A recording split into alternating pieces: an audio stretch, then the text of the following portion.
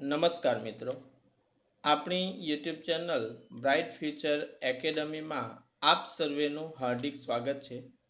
મિત્રો, આજે આપણે ધોરણ 12 કોમર્સ વિષય છે BA, જેમાં ચેપ્ટર નંબર 2 સંચાલનના સિદ્ધાંતોનો અભ્યાસ આપણે કરીશું. મિત્રો, આ ચેપ્ટરમાં આપણે હેનરી ફેયોલના સંચાલનના સિદ્ધાંતોનો અભ્યાસ કરવાના છે. આપણે લાસ્ટ લેક્ચરમાં 1 થી 6 નંબરના સિદ્ધાંતોનો અભ્યાસ આપણે કરી ગયા છે. બાકીના સિદ્ધાંતોનો અભ્યાસ આપણે આજના આ લેક્ચરમાં કરીશું. શરૂઆત કરીએ. કર્મચારીને યોગ્ય વેતનનો સિદ્ધાંત. મિત્રો, અહીં આ સિદ્ધાંતમાં કહેવામાં આવ્યું છે કે કર્મચારી જે કંઈ કામ કરે છે એ કર્મચારીને તેમના કાર્યના બદલામાં યોગ્ય વેતન મળવું જોઈએ. આ કર્મચારીને જે ચૂકવવામાં આવતું વેતન છે એ ન્યાયી હોવું જોઈએ. કર્મચારીને જે કંઈ વેતન ચૂકવાય છે એ ચોક્કસ પ્રકારના નિયમો અનુસાર ચૂકવવું જોઈએ, અને જો તેમને ચોક્કસ પ્રકારના નિયમો અનુસાર વેતન ચૂકવવામાં આવશે તો માલિક અને કર્મચારી બંને વચ્ચે સારા સંબંધોનું નિર્માણ થાય છે. મિત્ર, આપણે સ્વાભાવિક છે જાણીએ છીએ કે દરેક કર્મચારીની કામ કરવાની ક્ષમતા એક સમાન હોતી નથી. તો દરેક કર્મચારીની કામ કરવાની ક્ષમતા અલગ અલગ છે, તો તેમને કાર્યક્ષમતા અનુસાર વેતન પણ અલગ અલગ મળવું જોઈએ. જો કર્મચારીને યોગ્ય વેતન મળશે તો તેનાથી કર્મચારીમાં કાર્યસંતોષ વધશે અને મજૂર ફેરબદલી દરમાં ઘટાડો થશે.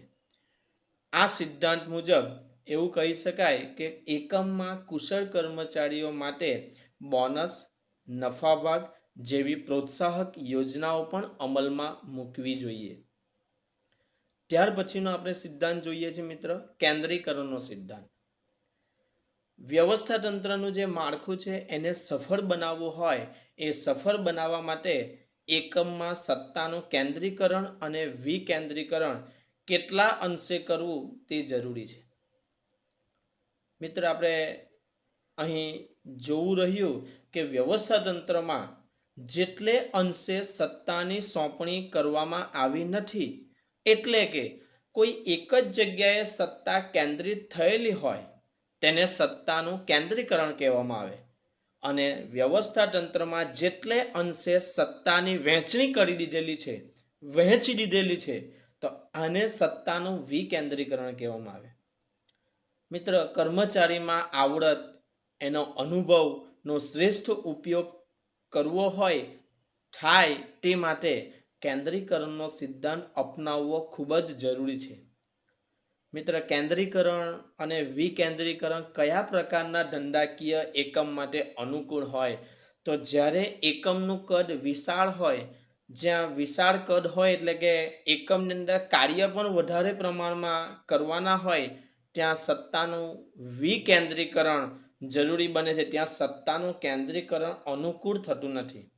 પરંતુ જ્યાં એકમનું કદ નાનું હોય, જ્યાં કાર્ય મર્યાદિત પ્રમાણમાં હોય, ત્યાં સત્તાનું કેન્દ્રીકરણ ખૂબ જ અનુકૂળ હોય છે. ત્યાર પછીનો સિદ્ધાંત આપણે જોઈએ, સત્તાની રૈખિક સાંકળનો સિદ્ધાંત. મિત્ર, આ સિદ્ધાંત સત્તાની ઉચ્ચ સપાટીથી લઈને તળ સપાટી સુધીના કર્મચારીઓમાં એક સાંકળ રચવા ઉપર ભાર મૂકે છે. સત્તાની સાંકળ એવું કહેવાય કે જે સત્તાની સોંપણી કરવામાં આવે છે ને, એ ઉચ્ચ સપાટીથી તળ સપાટી સુધી, નિમ્ન સપાટી સુધી વણતૂટેલી રહેવી જોઈએ. એકમની અંદર દરેક સપાટી ઉચ્ચ સપાટી હોય તો ત્યાં સત્તા વધારે પ્રમાણમાં હોય, તેવી જ રીતે જેમ જેમ સપાટી નિમ્ન થતી જાય તેમ તેમ સત્તાનું પ્રમાણ ઓછું થતું જાય છે. એટલે અહીંયા કહેવામાં આવે છે આ સિદ્ધાંતમાં કે દરેક સપાટીને અનુસાર સત્તા અને જવાબદારીની સોંપણી થવી જોઈએ. એકમમાં દરેક કર્મચારી કોને જવાબદાર છે તેનો ખ્યાલ એકબીજાને હોવો જોઈએ. કયો વ્યક્તિ કોને જવાબદાર છે, કયો કર્મચારી કોને જવાબદાર છે, એ અહીં સત્તાની રૈખિક સાંકળ દ્વારા ખ્યાલ આવે છે.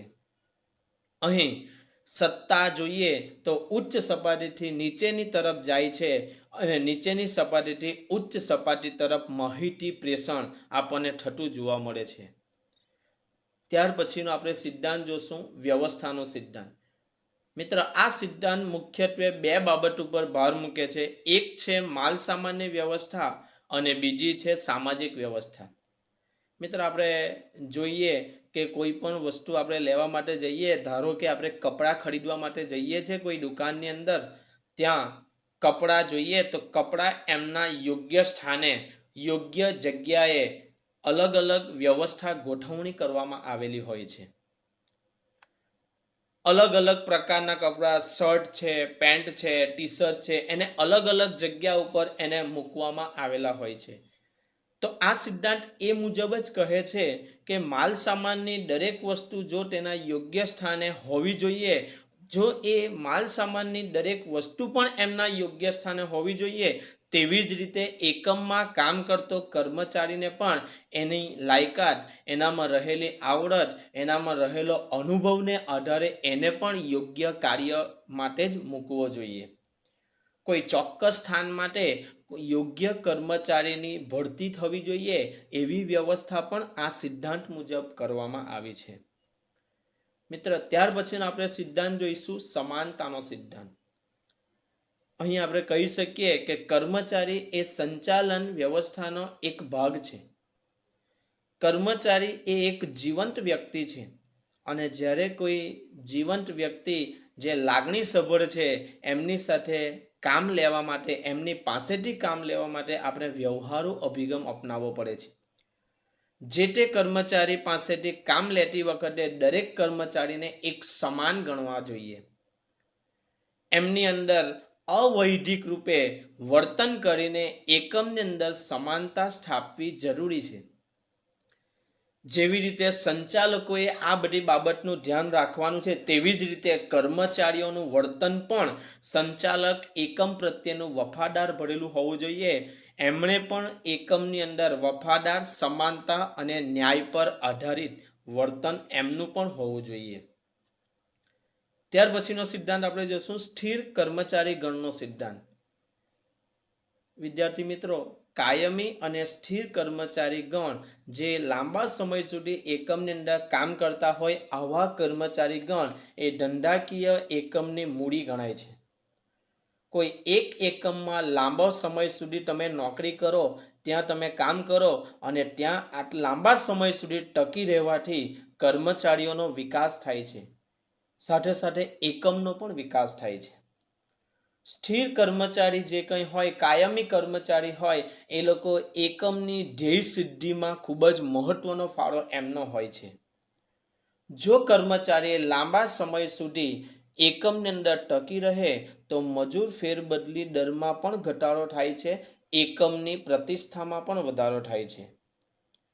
કર્મચારીઓને કાયમ માટે ટકાવી રાખવા બઢતી, તાલીમ, એમને અભિપ્રેરણ જેવી યોજનાઓ ધંધાકીય એકમની અંદર પણ અમલમાં મુકાવી જોઈએ.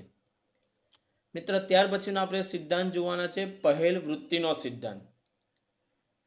દરેક ધંધાકીય એકમમાં સંચાલકો હોય, એ સંચાલકો સાહસ વૃત્તિ ધરાવતા હોવા જોઈએ અને કર્મચારીઓમાં કાર્ય કરવા માટેની પહેલ વૃત્તિ હોવી જોઈએ, એવું આ સિદ્ધાંત દર્શાવે છે. સંચાલકો એક ચોક્કસ ધંધાકીય પર્યાવરણ પૂરું પાડે છે, જેથી એકમમાં કર્મચારીને પહેલ વૃત્તિ માટેનું પ્રોત્સાહન મળે છે. સંચાલકોએ એવું ધંધાકીય એકમની અંદર પર્યાવરણ પૂરું પાડવું જોઈએ કે જેથી કર્મચારી કાર્ય કરવા માટે આગળ આવે, પહેલ વૃત્તિ ધરાવે. પહેલ વૃત્તિથી કર્મચારીઓમાં કાર્ય કરવાની શક્તિનો વિકાસ થાય છે. આ ઉપરાંત કર્મચારીમાં નેતૃત્વ શક્તિ પણ ખીલે છે, વિકાસ થાય છે અને કર્મચારી જો કાર્ય માટે આગળ આવશે, પહેલ વૃત્તિ ધરાવશે, તો એનાથી એકમનો પણ વિકાસ થશે, કર્મચારીના આત્મવિશ્વાસનો વધારો થશે. ત્યાર પછીનો સિદ્ધાંત આપણે જોઈએ છે, જૂથ ભાવનાનો સિદ્ધાંત. મિત્ર, એકમની સફળતાનો આધાર કર્મચારી અને સંચાલકો વચ્ચેના સહકાર પર રહેલો છે. એકમમાં દરેક સપાટીના કર્મચારીઓ વચ્ચે સંવાદિતાભર્યા સંબંધો હોવા જોઈએ. એકમમાં જેટલા પણ કર્મચારી કામ કરે છે એ બધા વચ્ચે સંવાદિતાભર્યા સંબંધો, સંવાદિતાભર્યા એટલે એક સારા સંબંધોની સ્થાપના થયેલ હોય એ ખૂબ જરૂરી છે.